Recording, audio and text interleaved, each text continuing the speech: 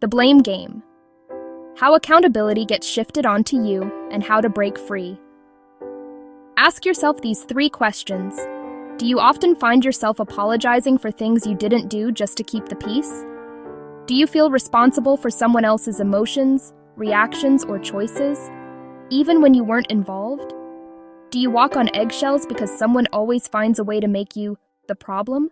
If you answered yes to any of these, you may be caught in the blame game, one of the most psychologically destructive relationship dynamics someone can experience. What is the blame game? The blame game is a recurring pattern where one person refuses to take responsibility for their behavior and instead shifts the burden of accountability onto someone else. It is a form of emotional deflection that protects the blamer's ego while eroding the target's self-worth. The blamer's core message is always the same. I am not responsible, you are.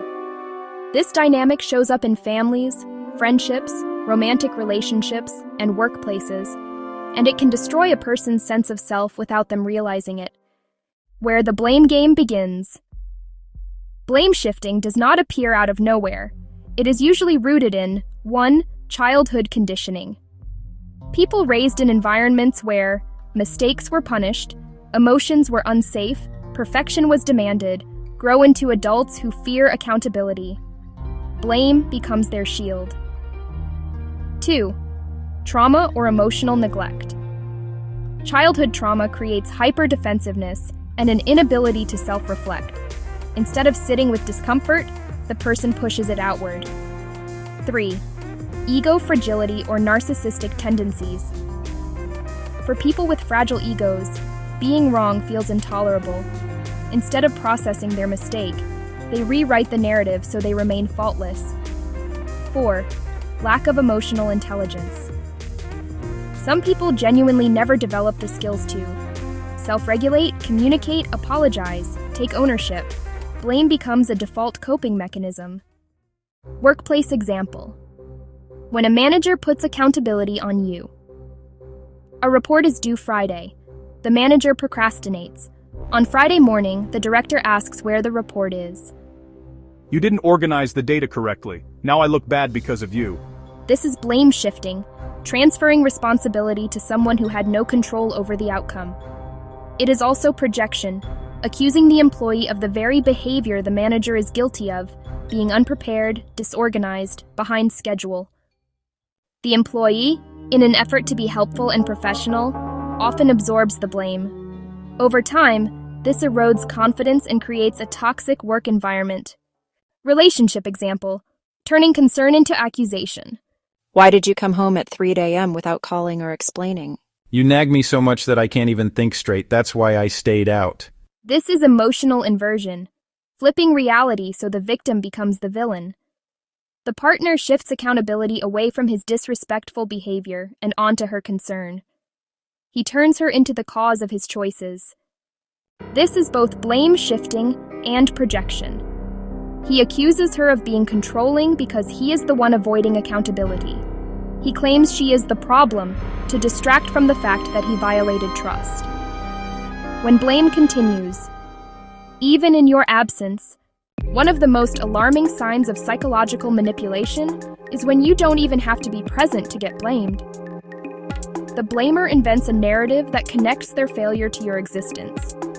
You stressed me out earlier. That's why I messed up. I only got into trouble because you weren't there to help. Because you didn't do X. I got distracted, and this happened.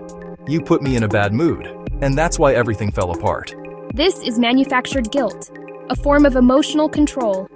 The blamer creates a false cause and effect story where you become the trigger for events you had no connection to. This keeps them shielded from accountability and keeps you emotionally burdened. Psychological erosion. How blame destroys the target. The real danger of ongoing blame is not the conflict. It is the erosion of your identity.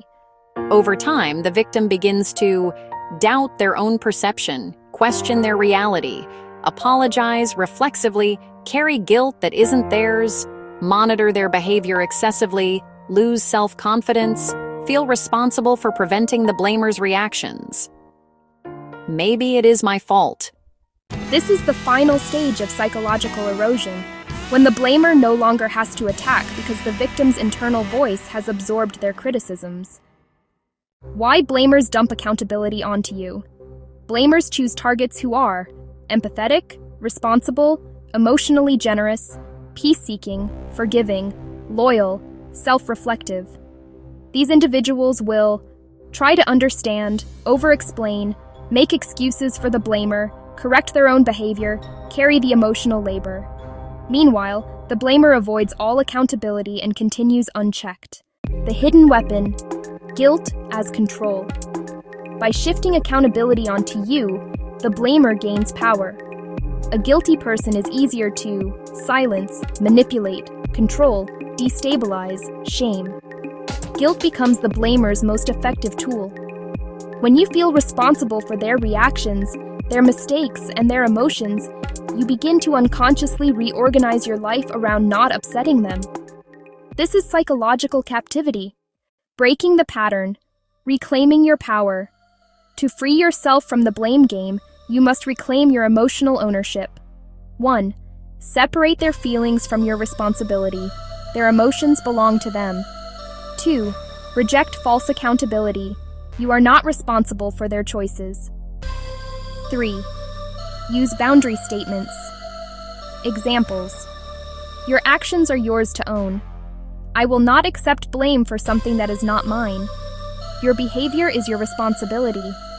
I reject that narrative. 4. Stop over-explaining. You do not owe anyone a defense against false accusations. 5. Observe patterns, not isolated incidents. A pattern of blame is emotional abuse, not a personality quirk. Final word: you are not the cause, and you are not the cure. Blamers create chaos and then hand you the broom. But you cannot fix a problem you did not create, and you cannot heal someone who refuses to face themselves. The moment you stop accepting responsibility for what is not yours is the moment you reclaim your power, your peace, and your identity. You are not the cause, you are not the trigger, and you are not the excuse.